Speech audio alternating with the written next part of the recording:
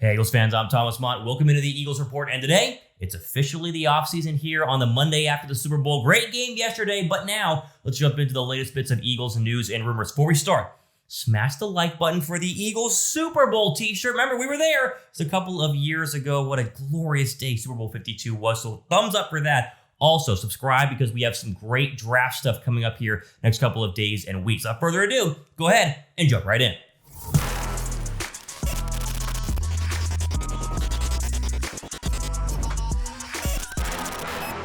All right, so the latest bit of news regarding our Philadelphia Eagles comes via Pro Football Network, who's been reporting a lot of stuff overall about the Eagles' interest in free agency. Now, we did a video just a couple of, weeks ago, days ago maybe. It'll be linked up above.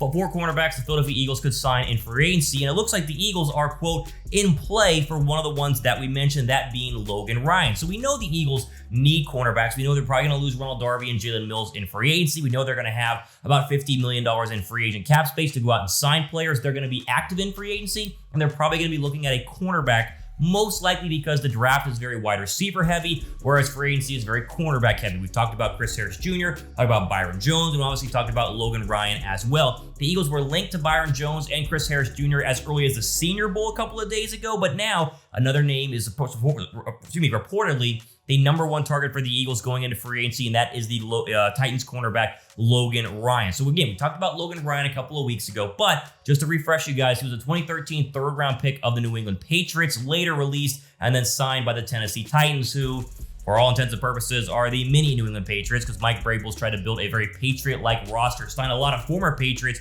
to that squad. The problem is they're probably not going to be able to re-sign him, as Ryan is an unrestricted free agent, made about $10 million last year, will be 29 years old in February, and will be looking for another long-term contract, which Philadelphia might be highly inclined to give him. 85 starts in his career, over 109 career games. He's only missed or been inactive for 3 career games, so always healthy in terms of being able to play on the field.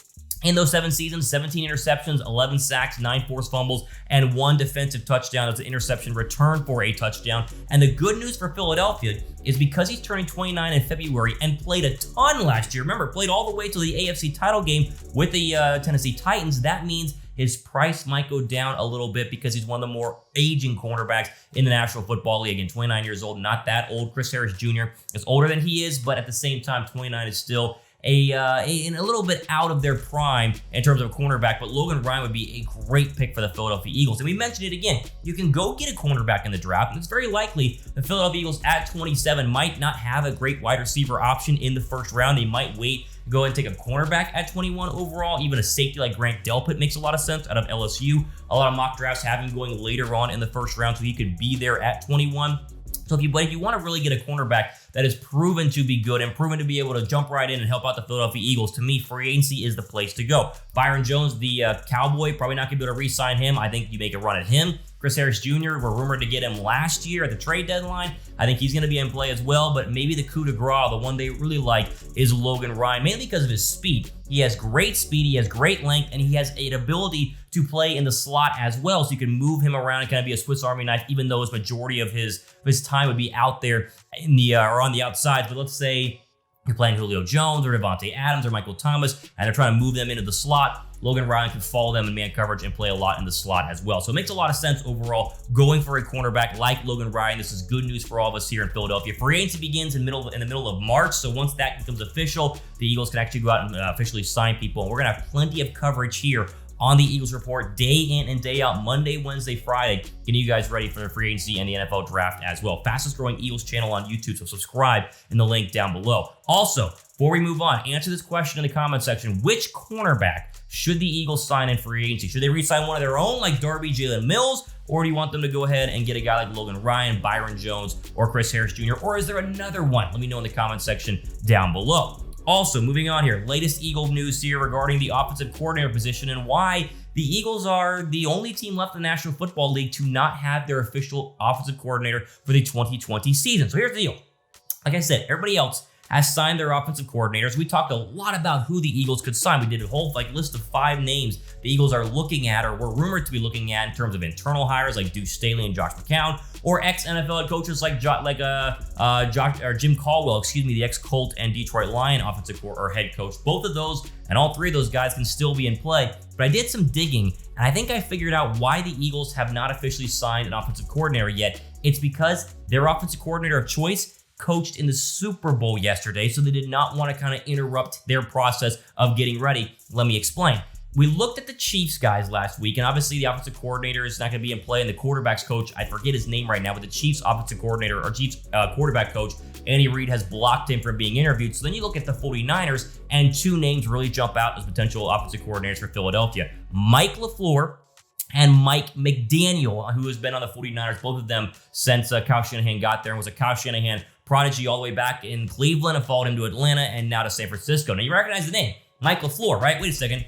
Isn't his brother Matt LaFleur the Green Bay Packer head coach? Yes, he is. Mike is the passing game coordinator for the 49ers. And Mike McDaniel, the other Mike, because Mike LaFleur, Mike McDaniel, is the running game coordinator for the 49ers. Again, both have worked under Kyle Shanahan all the way back since 2014. So even though you think, the Niner passing attack has not been fantastic this year, although they've had some pretty good games. 4 touchdowns by Jimmy Garoppolo and 400 yards in 3 of the 16 games this year, New Orleans and then the 2 Arizona Cardinal games. But their running game is very good as well. And either way, whether you pick McDaniel or you went ahead and pick LaFleur, they've been coaching underneath the offensive wizard that is Kyle Shanahan. And so it makes a ton of sense why Philadelphia is looking this way. Again, the Eagles were going to hire internally, like a Deuce Staley or a Josh McCown, or promote somebody from their current coaching staff, they would have done so already. It does not take this long to go ahead and promote internally. They've been looking for weeks. And the latest report is the Eagles have their guy in mind. Joe Banner, who was the ex-Eagles front office guy, tweeted out, and when asked a question on Twitter, why are the Eagles waiting so long? Do you think they have their guy in mind? He tweeted back, quote, yes. So I think they know who they want. I think it's between LaFleur and McDaniel, and it makes sense now why the Eagles have not gone out and hired somebody, because Doug Peterson reportedly has been very much involved in the hiring process. I think he realizes, hey, there are a lot of great offensive coordinators in the National Football League, a lot of great offenses in the National Football League. We need to get back to being one of those. We also need to be developing our running back in terms of Miles Sanders and our quarterback in terms of Carson Wentz. This offense going into 2020 was one of the older offenses in 2019. Going into 2020, though, will be one of the younger ones because they might lose an offensive lineman like a Kelsey. They might not bring back Jason Peters. Those are both options there. That would get you younger. You might get rid of Nelson Aguilar. You might get rid of Alshon Jeffrey. You're going to lose Jordan Howard. This is going to be a very young overall offense. So you pair them up with a young OC who can help them develop. It just makes a lot of sense. Do not be surprised if Mike LaFleur or Mike McDaniel is a name the Eagles are kind of rumored with going on this week, as they just coached in the Super Bowl just yesterday. Question: who should be the Eagles offensive coordinator? Let me know in the comment section down below who you guys think should be the Eagles OC, as we again have a very critical offseason and very critical season upcoming here as Carson Wentz tries to continue to progress and build weapons around him. Final bit of news here, just quickly. I know a lot of guys are interested in Dallas, not because we like the Dallas Cowboys, because we hate the Dallas Cowboys, trust me, because we want to know what the Dallas Cowboys are doing, keeping an update on them. And the latest report out of the NFL in terms of the NFL.com is that the Cowboys are expected to franchise tag Dak Prescott. Now, again, reporting Cowboy stuff here, but this is your biggest rivalry going into 2020, in my opinion. At least the best team overall going into 2020 in the NFC. Dak wants a multi-year deal. We know that. Apparently, the Cowboys and Dak Prescott are not close in terms of numbers, and so they're expected to franchise tag him at about $30+ million per year. You know, kind of the top 5%, or the top 5 highest contracts in the NFL in terms of quarterback. Average that out. That's how you get the franchise tag. Dak Prescott's 5-3 against the Philadelphia Eagles. They were split 2-2 the first 2 years of Dak and Wentz. The Cowboys did last year win both games by the overtime game whenever Dak threw that slant route that was tipped. It was caught by Amari Cooper. Still Douglas couldn't tackle him. They won. I know we hate it just to rehash that. But of course, they went 1-1, and the Eagles had that big win in Philadelphia earlier, I guess, late in 2019. But Dak is expected to be franchise tagged. That matters to us because, in my opinion, it's not good. I would much rather Dak sign a long-term deal in Dallas because I think Dak Prescott is not a good quarterback and not a good future at quarterback, and that's why Dallas is giving him the franchise tag. This gives the Cowboys the ability to play him one more year. If he plays poorly, get him out of there, bring someone else a new in. If they were to sign him to a long-term deal, then the Dak that you and I both know to not be that good will be locked into the Cowboys quarterback position for many years to come, being a good thing for Philadelphia. He's not awful. Not the worst quarterback ever, probably the second best quarterback in the division, but overall, I would have liked to see him sign a long-term deal. Could still happen, but it's looking like Dallas is going to go ahead and franchise tag Dak Prescott, meaning he will be playing under a 1-year, $30 to $33 million deal, depending on what the money eventually turns out to be. Again, Dallas 5-3 against Philadelphia overall with Dak Prescott, and they've won 3 of their last 4. The Eagles won the last meeting, I should say, just a little bit earlier there in 2019. There we go. That is all the latest bits of Eagle news here on a Monday edition of the Eagles Report. Again, videos come out Monday, Wednesday, and Friday. So if you've not subscribed, we're trying to get to 4,000 subscribers here on the channel. We're blowing up. Fastest growing Eagles channel on YouTube. Best Eagles content overall. A lot of talking heads. Don't want to jibber and jabber about random stuff. We get you guys the news and the rumors, get you in, get you out quickly. That way you're updated and notified on what's happening in Philadelphia. Again, Logan Ryan in play for the Philadelphia Eagles at cornerback in free agency. The Eagles are probably looking at Mike LaFluer or Mike McDaniel, 49ers offensive passing game coordinator and running backs coach as their new OC. We'll see what happens this week. And finally, our rival and quarterback rival for Carson Wentz, Dak Prescott, is reported to be franchise tag at some point this offseason at about $30 million for a 1-year franchise tag. All the time we have for today. And subscribe down below. You know the drill. Thumbs up for the Super Bowl. We're going to be back there soon. I hope so. For the Eagles Report, I'm Thomas Mott, signing off.